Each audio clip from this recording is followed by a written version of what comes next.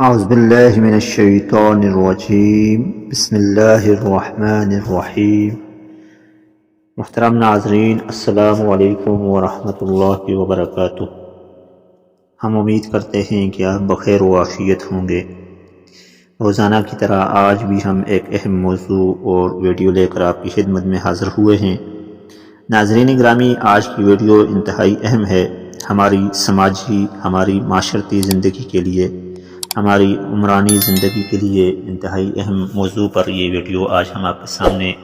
پیش کر رہے ہیں۔ آپ سے درخواست ہے کہ ویڈیو کو مکمل سنیے گا، انشاءاللہ فائدہ ہوگا۔ ناظرین گرامی، ہمارے معاشرے کے اندر جہاں بہت سی برائیاں پھیل رہی ہیں، وہاں اس معاشرے کی تباہی و بربادی میں آج ہم آپ کے سامنے 5 بڑی وجوہ یا وجوہات پیش کرنے والے ہیں، اور ان کا توڑ یا ان سے بچنے کی تجاویز بھی حدیث مبارکہ اور دین اسلام کی روشنی میں آپ کے سامنے پیش کریں گے۔ ناظرین گرامی، کسی بھی معاشرے کی انفرادی و اجتماعی بربادی کے لیے جن خصائل یا بری خصلتوں کا ہونا ضروری ہے، ان میں سے سب سے پہلی جو خصلت یا بری عادت ہے وہ ہے کسی شخص کا انفرادی طور پر یا کسی جماعت کا اجتماعی طور پر بغیر تحقیق کے کسی عمل کو کرنا یا کسی بات کو پھیلانا۔ نبی کریم صلی اللہ علیہ وسلم کی ایک حدیث مبارکہ کے مفہوم کے مطابق کسی شخص کے جھوٹا ہونے کے لیے اتنی ہی بات کافی ہے کہ وہ سنی سنائی بات کو آگے پھیلا دے، اور ساتھ آپ صلی اللہ علیہ وسلم نے اپنی مبارک ذات کی طرف بھی نسبت کر کے فرمایا ایک اور حدیث مبارکہ کے مطابق کہ کسی شخص نے اگر میرے اوپر جھوٹ باندھا اور اس طور پر کہ اس کو میرے ساتھ نسبت کر کے پیش کر دیا تو وہ اپنا ٹھکانہ جہنم میں پا لے یا بنا لے۔ ناظرین گرامی، معاشرے کی تباہی و بربادی میں یہ جو عادت ہے یا خصلت ہے، یہ بہت زیادہ ہمارے ہاں پائی جاتی ہے۔ اس لیے ہمیں چاہیے کہ کوئی بھی بات خواہ انفرادی طور پر ہم اکیلے میں سر انجام دیں، بولیں یا آگے کوئی بھی عمل کریں، یا اجتماعی طور پر معاشرے میں اس کا اثر و رسوخ ہم قائم کرنا چاہیں، تو اس کی تحقیق ضروری ہے کہ آیا یہ بات سچ ہے یا جھوٹ، آیا یہ عمل دین اسلام کے مطابق ہے یا نہیں، آیا میں یہ جو بات کر رہا ہوں کسی شخص کے بارے میں، کسی جماعت کے بارے میں، وہ سچ ہے یا نہیں۔ معاشرے کی تباہی کے لیے یا انسان کی انفرادی زندگی میں تباہ کن جو ہے اثرات لانے کے لیے جو دوسری بڑی وجہ ہے وہ ہے جذباتیت اور عدم برداشت۔ عدم برداشت کے متعلق قرآن پاک کی سورہ مبارکہ سورۃ العصر کے اندر اللہ تبارک و تعالیٰ نے انسان کی 4 بڑی عادات یا خوبیاں بیان فرمائیں، اور ساتھ یہ بھی فرمایا کہ انسان خسارے میں ہے، زمانے کی قسم اٹھائی۔ لیکن 4 انسان جو ہیں وہ خسارے میں نہیں ہیں۔ ان میں سے ایک شخص وہ جو ایمان لائے اور عمل صالح کرے اور حق کی وصیت کرے اور ساتھ ساتھ صبر کرے۔ محترم ناظرین، اگر ہمارے ہاں عدم برداشت ہوگی، ہمارے ہاں صبر نہیں ہوگا، ہم جذباتیت پر مبنی کوئی فعل سر انجام دیں گے تو اس کا اثر پورے معاشرے پر جائے گا۔ اس کے تاریخ کے اندر بہت سے ایسے واقعات ملتے ہیں جس میں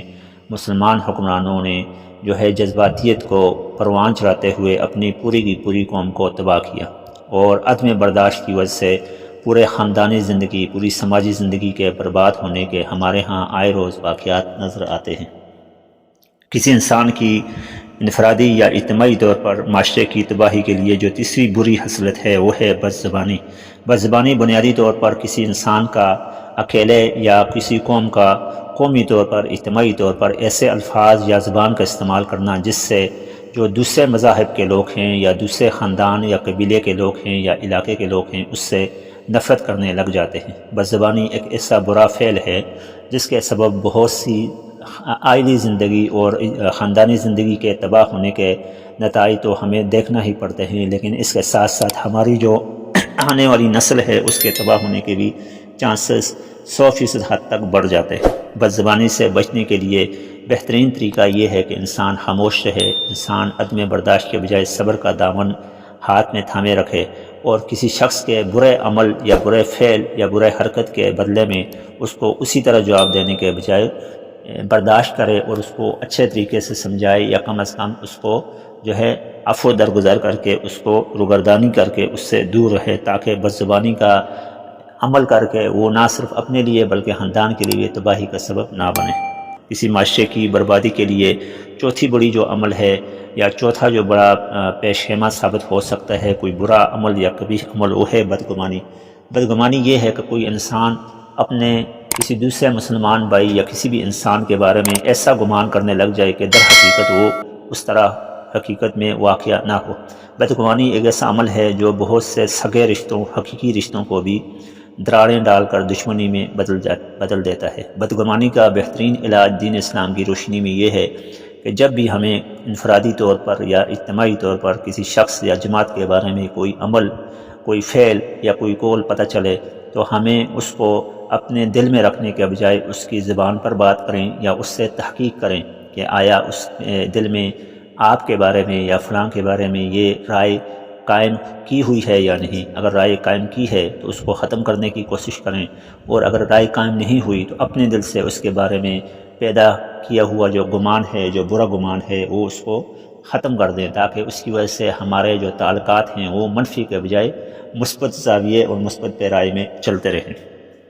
کسی معاشرے کی تباہی کے لیے سب سے بڑی اور اہم وجہ جو ہمارے معاشرے میں عمومی طور پر پائی جاتی ہے، پہلی چار خصلتوں کی ماں اگر ہم اس کو کہیں، وہ یہ ہے کہ عصبیت بنیادی طور پر قومی، علاقائی یا دینی طور پر کوئی بھی انسان انفرادی طور پر یا اجتماعی طور پر اپنے آپ کو دوسروں سے بالا تر سمجھنا لگ جائے، اپنے آپ کو دوسروں سے ممتاز سمجھنا لگ جائے، دوسرے سے ممتاز اپنے قوم کے اعتبار سے سمجھنا کہ میں فلاں قوم سے ہوں، فلاں قوم نیچ ہے۔ حالانکہ قرآن پاک کے اندر جو قوموں کی تعارف یا ان کی جو ہے تقسیم کے بارے میں ارشاد فرمایا گیا اللہ تبارک و تعالیٰ نے، جس کا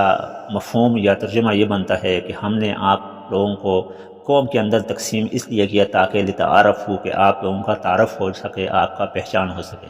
تو کسی بھی حوالے سے عصبیت اس طور پر قائم کی جائے کہ اپنے آپ کو دوسروں سے ممتاز گرداننا، تو یہ جو ہے